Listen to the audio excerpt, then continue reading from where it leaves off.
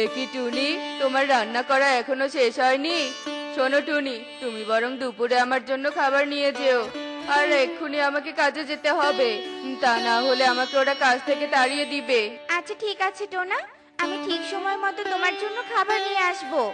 এরপর টোনা তার কাজের উদ্দেশ্যে চলে যায়, আর যাওয়ার পথে তার সাথে কালুর দেখা হয়।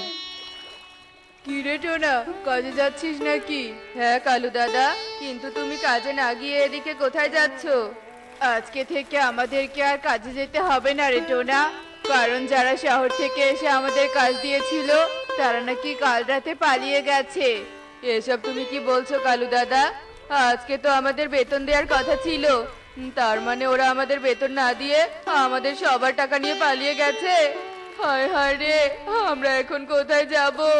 হঠাৎ করে একটা কাজই বা কোথায় পাবো?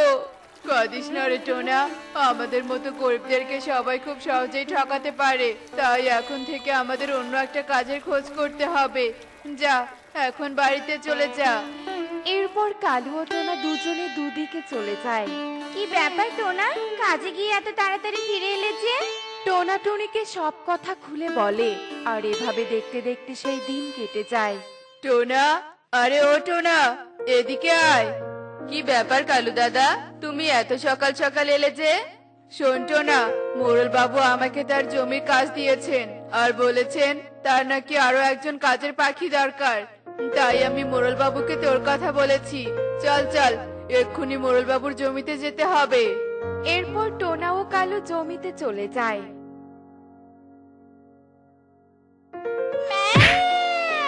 আরে পাখির ছানাটা পড়ে গিয়ে অজ্ঞান হয়ে গেছে, এক্ষুনি আমাকে কিছু একটা করতে হবে। এ কি, পারুল তো অজ্ঞান হয়ে গেছে, ও হয়তো সাইকেল থেকে পড়ে গিয়ে অনেক জোরে আঘাত পেয়েছে। কালু দাদা, তুমি এদিকটা একটু দেখে রেখো, আমি কবুতর দাদার মেয়েকে হাসপাতালে নিয়ে যাচ্ছি। এ কি কালু, তুই একা কাজ করছিস যে? তোর সাথে আর কেউ আসেনি? ইয়ে মানে মোড়ল বাবু, আমার সাথে টোনা কাজ করছিল, কিন্তু হঠাৎ করে এক বিপদ হয়ে গেল, আর এর জন্য টোনা কিছুক্ষণের জন্য হাসপাতালে চলে গেল। এ কি কাণ্ড, প্রথম দিনেই কাজে ফাঁকি দেয়া হচ্ছে। শোন কালু, আজ থেকে তোকে একটা কথা বলি, আমার জমিতে কাজ করা অবস্থায় হাজার বিপদ এলেও তোরা কোথাও যেতে পারবি না। আর দ্বিতীয়বার যদি এমনটা হয় তাহলে সেদিনই হবে তোদের কাজ করার শেষ দিন। আচ্ছা ঠিক আছে মোড়ল বাবু। এরপর মোড়ল তার বাড়িতে চলে যায়। তোকে অনেক ধন্যবাদ রে টোনা, তুই সময় মতো আমার মেয়েকে হাসপাতালে নিয়ে না এলে আমার মেয়ের যে অনেক বড় ক্ষতি হয়ে যেত। বেঁচে থাকতে হলে আমাদের সবাইকে একে অপরের বিপদে আপদে এগিয়ে যেতে হবে কবুতর দাদা, আর আমিও তোমার প্রতিবেশী হয়ে আমার দায়িত্ব পালন করেছি। আমি তাহলে যাই কবুতর দাদা। এরপর টোনা আবারও কাজে চলে যায়, আর কাজের ফাঁকে কালু টোনাকে মোড়লের সব শর্তের কথা বলে দেয়। আর এভাবে দেখতে দেখতে সেই দিন কেটে যায়। বৃষ্টির দিন এলে ছাতার কদর বুঝতে পারা যায়। এবার বেতনটা পেলে আর যাই করি না কেন, আগে একটা ছাতা কিনবো। এই বৃষ্টিতে ভিজে কাজে যেতে হবে নাকি? বৃষ্টিটা কমে গেলে না হয় কাজে যেও। না টুনি, মোড়ল বাবু বলে দিয়েছে যতই বিপদ আসুক না কেন কাজে যেতেই হবে, তা না হলে কাজ থেকে তাড়িয়ে দিবে। আর তুমি তো জানো টুনি, এই কাজটা না থাকলে আমাদেরকে না খেয়ে থাকতে হবে। এরপর টোনা বৃষ্টিতে ভিজে কাজে চলে যায়, আর কালু ও টোনা মিলে কাজ করতে থাকে। বাঁচাও, কেউ আমাকে বাঁচাও, কেউ আছো, আমাকে একটু সাহায্য করো। শুনতে পাচ্ছ কালু দাদা? মনে হচ্ছে কেউ বিপদে পড়েছে। চলো কালু দাদা, আমরা একটু এগিয়ে গিয়ে দেখি। না রে টোনা, মোড়ল বাবুর কথা কি তোর মনে নেই? আমরা কাজ করা বাদ দিয়ে কোথাও গিয়েছি, এই কথা যদি মোড়ল বাবু জানতে পারে তাহলে নিশ্চিত আমাদের কাজ থেকে তাড়িয়ে দিবে। শোন, কে চিৎকার করে করুক, তুই মন দিয়ে কাজ কর তো। এ কি, এটা তো একটা মেঘ। আহারে, শেষমেশ কিনা মোড়ল বাবুর পাতানো ফাঁদে একটা মেঘ ধরা পড়লো। এখন যদি মোড়ল বাবু এসে দেখে তার গাছের আম চুরি করতে এসে একটা মেঘ জালে আটকা পড়েছে, তাহলে তো এই মেঘকে চিরতরে বন্দি করে রাখবে। এসব তুমি কি বলছো? দয়া করে আমাকে মুক্ত করো, আমি ওই দুষ্ট মোড়লের হাতে ধরা পড়তে চাই না। এরপর টোনা মেঘকে জাল থেকে মুক্ত করে দেয়। তুমি খুব ভালো পাখি, যে অন্যের বিপদে এগিয়ে আসে, তার মতো সৎ পাখি আর দুটো হয় না। আমাকে মুক্ত করার জন্য সেখান থেকে চলে যায়। ঠিক তখনই সেখানে মোড়ল চলে আসে। এদিকে বৃষ্টিও থেমে যায়। কি টোনা, তুই কাজ না করে এখানে কি করছিস? মানে না মানে, তোকে এর আগেও ফাঁকি দিতে দেখেছিলাম, আজও তুই ফাঁকি দিয়ে ঘুরে বেড়াচ্ছিস। কালকে থেকে তোকে আর কাজে আসতে হবে না, যা এক্ষুনি তুই বাড়িতে চলে যা। এরপর টোনা মন খারাপ করে বাড়িতে চলে যায় আর টুনিকে গিয়ে সব কথা খুলে বলে। চিন্তা করো না টোনা, অন্যের ভালো করে তুমি কোনো অন্যায় করনি। তবুও মোড়ল বাবু তোমাকে কাজ থেকে তাড়িয়ে দিয়েছে। তুমি দেখবে ঠিক কোনো একটা ব্যবস্থা হয়ে যাবে। এভাবেই সেই দিন কেটে যায়। এখন আমি কি করব? সারা বন ঘুরে কোথাও একটা কাজ পেলাম না। সৃষ্টিকর্তা, আমাকে এখন বিপদে ফেলে দিলে। আরে তুমি সেই না যে আমাকে মুক্ত করেছিল, কিন্তু তুমি এভাবে কাঁদছো কেন? এরপর টোনা মেঘকে সব কথা খুলে বলে। আর টোনার কথা শুনে মেঘ বলে, আরে ওই দুষ্ট মোড়ল তো খুব খারাপ। বিপদে পড়লে একে অপরের পাশে থাকতে হয়, সেটা ওই দুষ্ট মোড়ল জানে না নাকি? ওকে আমি এটা বুঝিয়েই ছাড়বো যে বেঁচে থাকতে গেলে একে অপরের সাহায্য দরকার। তার আগে আমি তোমাকে একটা উপহার দিতে চাই। এরপর মেঘ জাদু করে টোনাকে একটা গোলাপি কেকের গাছ দেয়। এই নাও টোনা, এটা একটা চাদর কেকের গাছ। এই কেক বিক্রি করে তুমি তোমার সংসার চালাতে পারবে। এরপর টোনা মেঘের দেয়া গোলাপি কেকের গাছ নিয়ে বাড়িতে চলে যায়। এই নাও বাজারের ব্যাগ, আর যাও বাজার থেকে বড় দেখে দুটো মাছ কিনে নিয়ে এসো। এরপর ইগল বাজারের দিকে চলে যায়। আর যেই না তার জমির কাছে যায়, ঠিক তখনই মেঘ জাদু করে একটা গাছের ডাল ভেঙে মোড়লের শরীরের ওপর ফেলে দেয়। কে কোথায় আছিস? কালু, তোতা, তাড়াতাড়ি এখানে আয়, আমি মরে গেলাম। ওরে বাবারে, বাঁচাও, আমাকে বাঁচাও। শোন তোতা, কেডাকে ডাকতে দে, কারো কথায় কান দিস না। টোনা কিন্তু মোড়লের কথার অবাধ্য হয়েছিল, তাই মোড়ল বাবু ওকে কাজ থেকে তাড়িয়ে দিয়েছিল। এ কি, ওরা কেউ আমার কথায় কোনো সাড়া দিচ্ছে না কেন? ও বুঝেছি, আমি তো ওদেরকে শর্ত দিয়েছিলাম যে কেউ বিপদে পড়লেও যেন ওরা কাজে ফাঁকি না দেয়। আজ আমি বিপদে পড়েছি, তাই ওরা আমাকে সাহায্য করতে আসছে না। আমার এমন শর্ত দেয়া মোটেও উচিত হয়নি। ওরে, আমায় কেউ বাঁচা। ঠিক তখনই মেঘ জাদু করে গাছের ডালটা সরিয়ে দেয়। এবার বুঝলে তো দুষ্ট মোড়ল, বেঁচে থাকতে হলে সবার বিপদে সবার সাহায্যের প্রয়োজন হয়, আর কাজের থেকে অন্যের জীবনের মূল্য অনেক বেশি। এরপর মেঘ মোড়ল বাবুকে টোনার ভালো কাজের কথা খুলে বলে আর সেখান থেকে চলে যায়। দেখলে তো বন্ধুরা, আমাদের বেঁচে থাকতে হলে কাজের তুলনায় অন্যের বিপদে সাহায্য করা খুবই প্রয়োজন। এমনই সব মজার মজার শিক্ষণীয় টুনি পাখির গল্প দেখতে আমাদের সাথেই থেকো। আর গল্পটি কেমন হয়েছে তা কমেন্টে জানাতে ভুলো না কিন্তু। Bye bye. উফ, আজ বড্ড দেরি হয়ে গেল। ছানাটাও বাসায় একা, বিপদ হতে তো সময় লাগে না। ছানাটাকে রেখে বাসা থেকে বের হলেই আমার খুব চিন্তা হয়। উফ, ছানাটা যে আমার কবে বড় হবে। আজকাল বড্ড ঝড় বাতাস হচ্ছে, বর্ষাকাল এলেই এক মুসিবত হয়। এত পরিষ্কার করলেও বাসা নোংরা হয়। এসব ময়লা আমি কোথায় ফেলবো? পেয়েছি বুদ্ধি।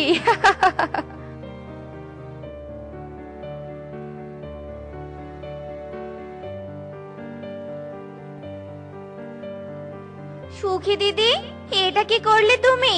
আমার বাসার উপর এভাবে ময়লাগুলো ফেললে কেন বলো তো? আমি এত কষ্ট করে আমার বাসা পরিষ্কার করি, আর তুমি কি না আমার বাসার উপর ইচ্ছাকৃতভাবে ময়লা ফেললে? ময়লা ফেলেছি তো কি হয়েছে? হ্যাঁ, তোর বাড়ি কি সোনা দিয়ে তৈরি নাকি?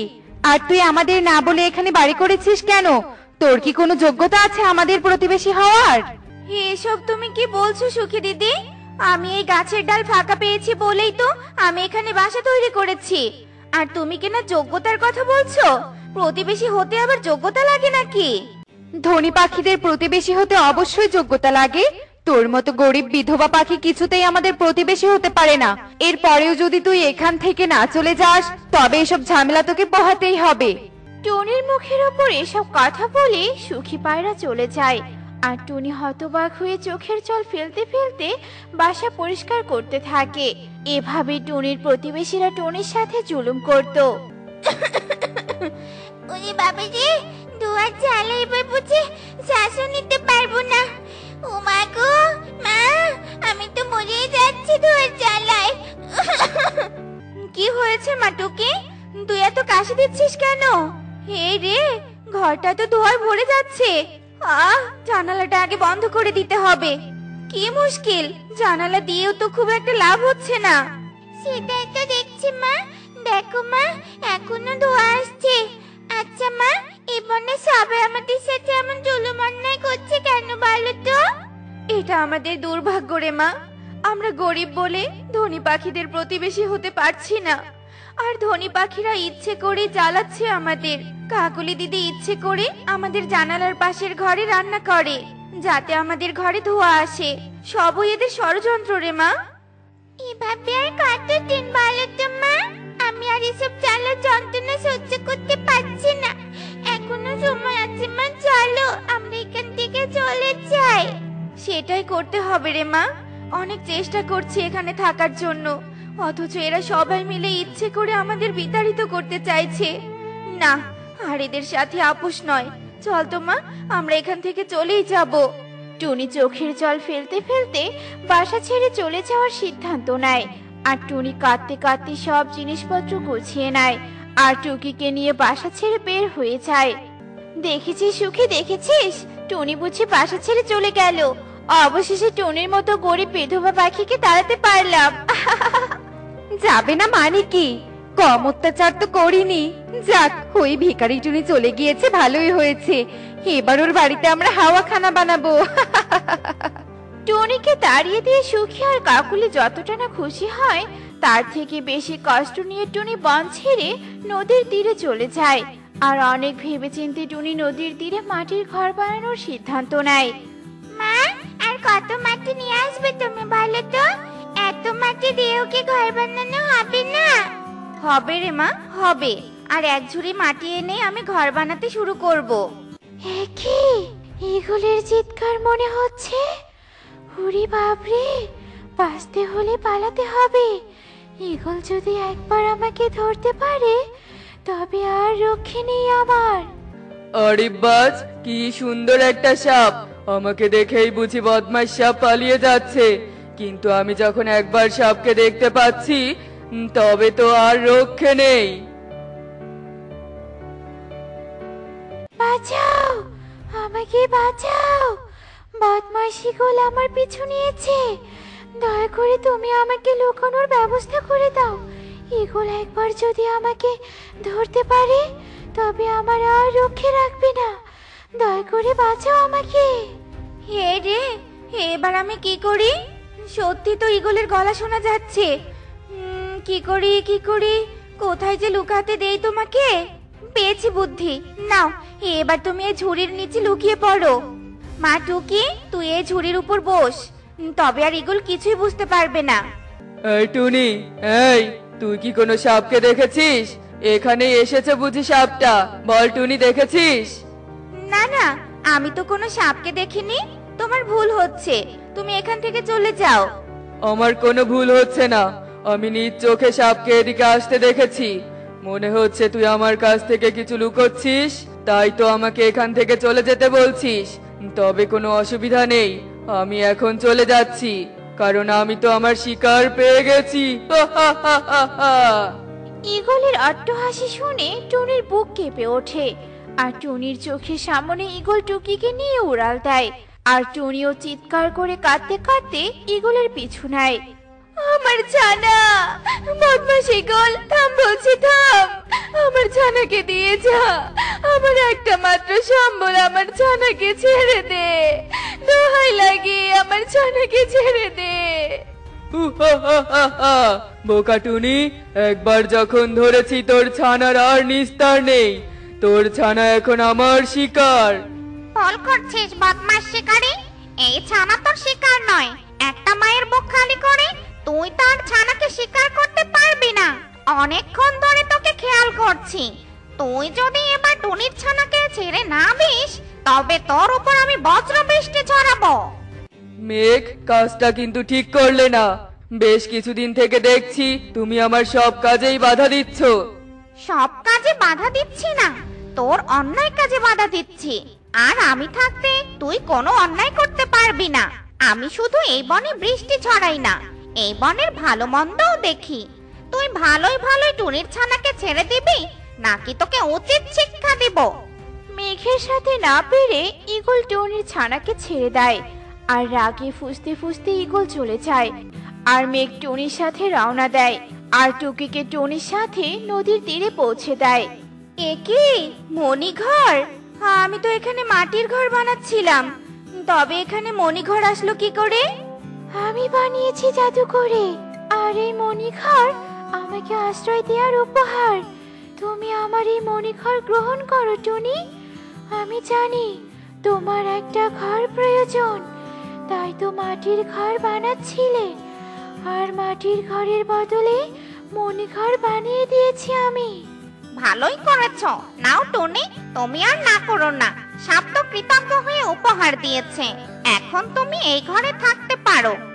মেঘ আর সাপের কথা টুনি মেনে নেয়, আর মেঘ ও সাপ চলে যাওয়ার পর টুনি টুকিকে নিয়ে মণিঘরে থাকতে শুরু করে। দেখলে তো বন্ধুরা, ভালো কাজের ফল ভালোই হয়। টুনি সাপকে আশ্রয় দিয়েছে বলে মণিঘর পেয়েছে।